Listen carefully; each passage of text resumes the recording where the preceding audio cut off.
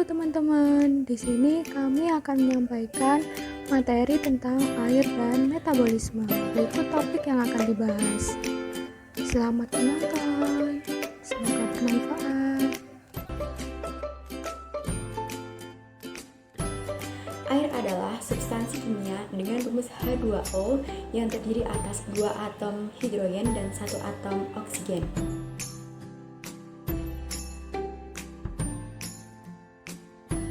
Air juga merupakan senyawa utama dari tubuh manusia.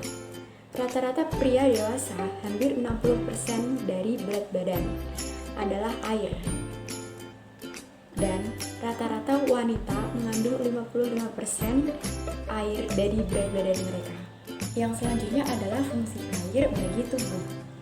Banyak sekali fungsi air bagi tubuh, yaitu sarana untuk mengangkut zat-zat makanan ke sel-sel, mengeluarkan buangan-buangan sel, membentuk dalam metabolisme sel sebagai pelarut untuk elektrolit dan non-elektrolit, membantu memelihara suhu tubuh, kemudian membantu pencernaan dan juga mempermudah eliminasi, dan yang selanjutnya adalah mengangkut zat-zat, dan masih banyak lagi.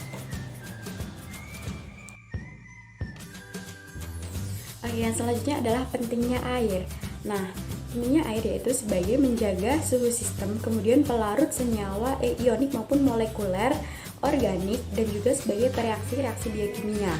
Nah, makhluk hidup juga tergantung pada air, tapi meskipun 70% lebih ditutupi air, itu bukan berarti jumlah yang bisa diminum selalu berlimpah ruah. Mengapa demikian?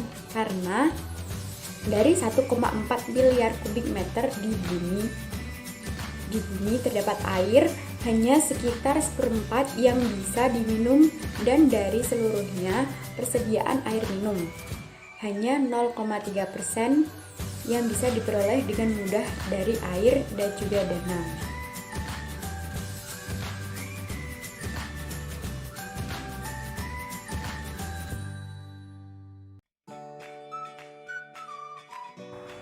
Metabolisme merupakan jumlah semua reaksi kimia yang terjadi dalam sel hidup dan dikatalisis oleh suatu enzim, dan dapat dikatakan juga kemampuan sel untuk memperoleh energi dan mengubah energi dari lingkungan.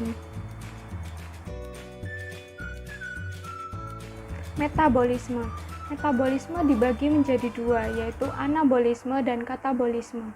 Anabolisme yaitu proses penyusunan senyawa kimia yang sederhana ke senyawa kimia atau molekul yang lebih kompleks, contohnya fotosintesis. Kemudian katabolisme adalah reaksi pemecahan atau penguraian senyawa kompleks organik menjadi sederhana atau anorganik yang menghasilkan energi, contohnya yaitu respirasi seluler. Hubungan antara metabolisme karbohidrat dengan metabolisme lemak dan protein. Lemak diubah menjadi asam lemak oleh sistem pencernaan dan kemudian berubah menjadi asetil koenzim A melalui proses oksidasi beta. Karbohidrat mengurai menjadi glukosa, kemudian berubah menjadi pirufat dan akhirnya menjadi asetil koenzim A.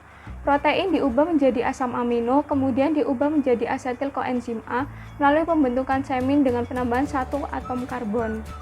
Hasil berupa asetil koenzim A dari lemak, karbohidrat, dan protein akan dioksidasi dengan sempurna melalui daur atau siklus Krebs atau sering disebut sebagai siklus asam sitrat, dan dihasilkan energi buangan berupa ATP dengan produk buangan karbon dioksida.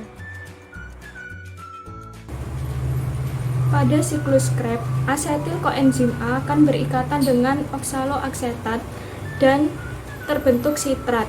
Sitrat akan diubah menjadi isositrat. Isositrat akan diubah menjadi alfa ketoglutarat. Langkah ini menghasilkan 1 NADH. Alfa glutarat akan diubah menjadi suksinat. Langkah ini menghasilkan NADH dan 1 ATP. Suksinat akan diubah menjadi fumarat. Langkah ini menghasilkan 1 FADH2. Fumarat diubah menjadi malat. Malat diubah menjadi oksaloaksetat dengan menghasilkan 1 NADH. Oksaloaksetat yang terbentuk akan bereaksi dengan asetil koenzim A yang baru memasuki siklus Krebs.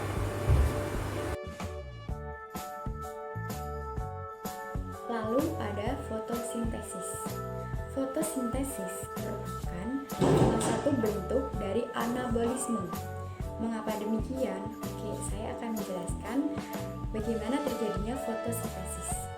Fotosintesis terjadi apabila CO2 atau biasa yang disebut dengan karbon dioksida dan H2O atau biasanya yang disebut dengan air dan juga cahaya plus klorofil bereaksi menjadi akan menghasilkan C6H12O6 atau biasa yang disebut dengan gula, dan akan menghasilkan juga O2 atau biasa disebut dengan oksigen. Nah, fotosintesis terdapat dua reaksi, yaitu reaksi terang dan juga reaksi gelap. Yang pertama adalah reaksi terang. Reaksi terang merupakan peristiwa perubahan energi cahaya matahari menjadi energi kimia yang menghasilkan ATP dan juga NADPH. ATP terbentuk oleh proses fotosintesis oleh proses fosforilasi. Sedangkan NADPH dan proses fotoreduksi. Yang selanjutnya adalah reaksi gelap. Baik ATP maupun NADPH yang terbentuk pada reaksi terang merupakan sumber energi yang diperlukan pada reaksi gelap. Pembentukan glukosa memerlukan ATP sebagai sumber energi untuk reaksi-reaksi endergonik dan NADPH sebagai sumber elektron berenergi tinggi.